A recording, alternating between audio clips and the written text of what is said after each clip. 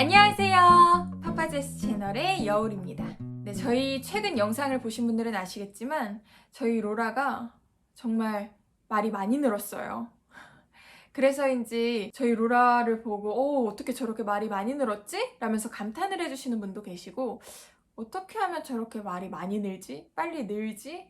라고 궁금해하시는 부모님들도 되게 많이 계시더라고요. 그래서 아이 언어에 대해서 어떻게 도움을 줬는지 물어보시는 분들이 계셨는데 사실은 제가 전문가도 아니고 어떤 의도를 가지고 교육한 것도 아니기 때문에 제가 뭘 전달해 드릴 수는 없겠다 라고 생각을 했었는데 제 영상을 다시 보면서 느꼈어요. 내가 이런 대화법을 가지고 있구나. 어떻게 보면 나의 이런 방법들이 우리 아이 언어 발달에 도움이 되지 않았을까? 라는 것들을 저도 새롭게 발견하게 되어서 제가 생각하는 우리 아이 언어 발달에 도움이 됐던 팁 3가지를 여러분들께도 전해드리려고 합니다. 첫 번째 팁입니다. 첫 번째 팁은 바로 피드백입니다. 너무 당연하고 간단한 방법이 아닌가 싶겠지만 제가 쉽게 예를 들어볼게요. 저희 아이가 이렇게 얘기를 합니다. 엄마, 밥, 로라, 배, 밥. 이렇게 얘기를 하면 저는 이렇게 다시 전달을 해주는 거죠. 로라가 배가 고프구나. 로라야, 밥 줄까? 엄마가 밥 줬으면 좋겠어? 이렇게 얘기를 하는 거죠. 또 예를 들어서 아이가 아침에 어린이집을 가기 싫어한다 이러면 엄마, 나 안 가. 놀 거야. 이렇게 얘기를 해요. 그러면 저는 우리 로라가 어린이집에 가기 싫구나. 엄마가 그냥 안아줬으면 좋겠어? 오늘은 어린이집 안 가고 엄마랑 놀고 싶어? 네.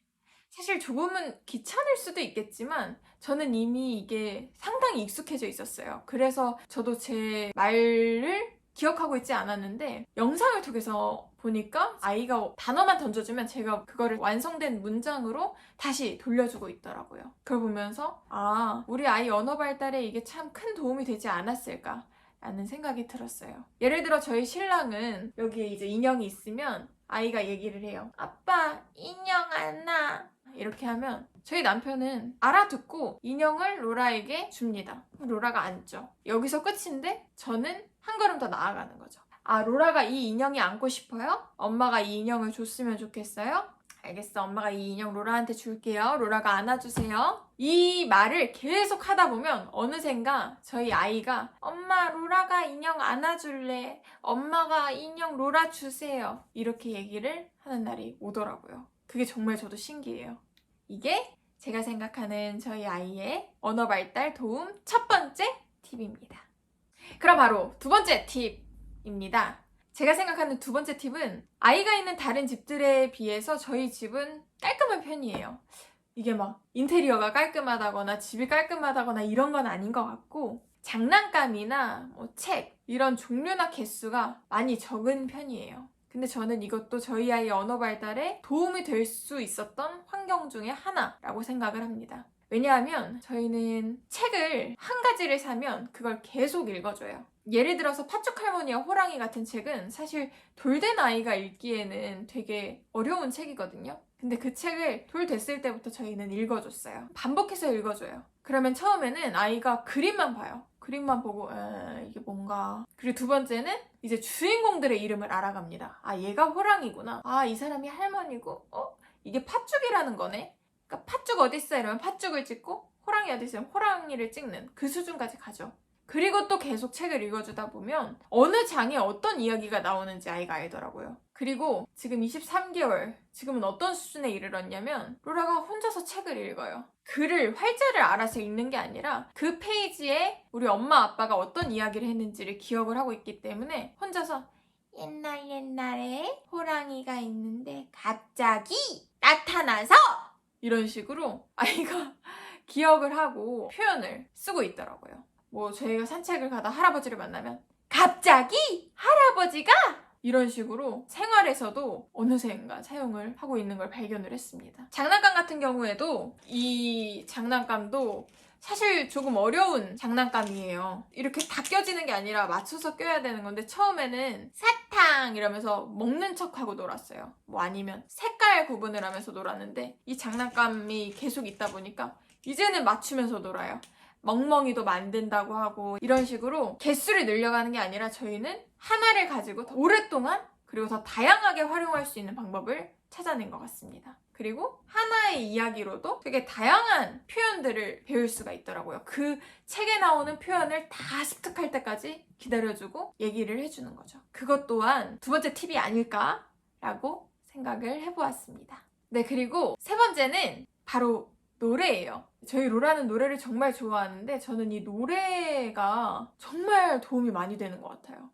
왜냐하면 사실 저는 이미 성인이 되었고 어른이 되었기 때문에 노래 안에서 어떤 표현을 배운다라고 생각하지 못했거든요. 근데 아이가 좋아하니까 그냥 노래를 많이 불러줬을 뿐인데 그 노래 안에 있는 표현들을 아이가 하나씩 습득을 하고 있더라고요. 예를 들어 저희는 바로 앞이 산인데 집 밖에만 나가도 도토리가 있어요. 그러면 도토리를 보고 도토리네. 산골짜기 다람쥐 아기 다람쥐 도토리 점심 가지고 봐봐 로라야. 도토리 점심 가지고 이게 그 도토리야. 그 노래 있지? 거기에 나오는 도토리가 이 도토리야.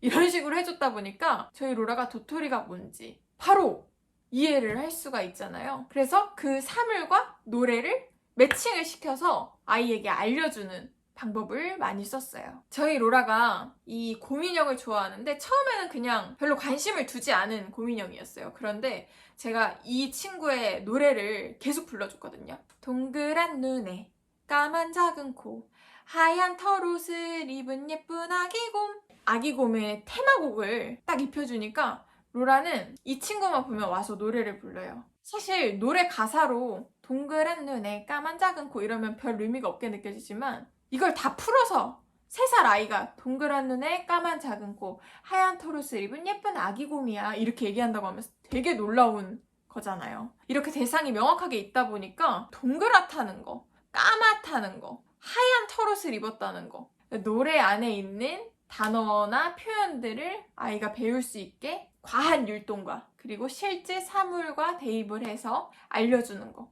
이것도 언어 발달에 참 좋은 방법이 아닐까라고 생각을 했습니다.